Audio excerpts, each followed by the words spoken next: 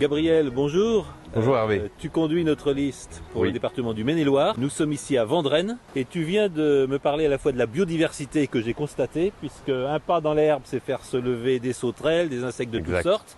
Mais tu m'as aussi parlé de ton inquiétude devant l'appauvrissement des sols en matière organique. À force de labourer, à force de traiter chimiquement tous ces champs, on a tué les matières organiques.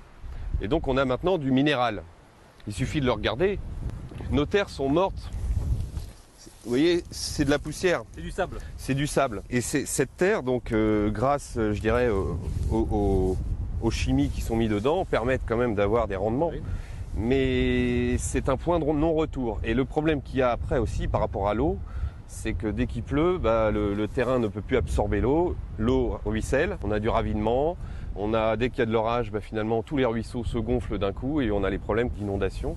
Même en pisciculture, il y a des difficultés sur les eaux de ruissellement qui arrivent dans ces réservoirs et qui amènent aussi ces produits. Et puis, dans un deuxième temps, peut-être respecter la terre pour lui redonner cette matière organique qui fera pousser les choses de façon plus raisonnée, plus sereine et meilleure, je pense. Nos terres sont en train de perdre 30 à 40% de leur matière organique. Ouais. Ce qui veut dire que dans un certain nombre d'années, ces terres seront mortes, on ne pourra plus les régénérer et nous aurons un problème d'alimentation mondiale. Voilà, il y a eu des excès, maintenant on en est conscient.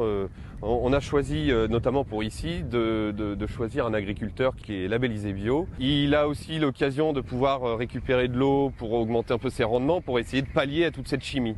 Donc c'est un travail qui est déjà en cours. On n'a qu'à voir l'alignement de leurs semis, de leurs semences. C'est impeccable. Voilà, c'est quand même des gens qui sont très professionnels.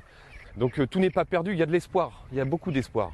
Et moi j'ai de l'espoir. En tout cas, ce que je souhaite, c'est que la région des Pays de la Loire privilégie naturellement les circuits courts, achète la viande, les fruits, les légumes, les céréales, etc.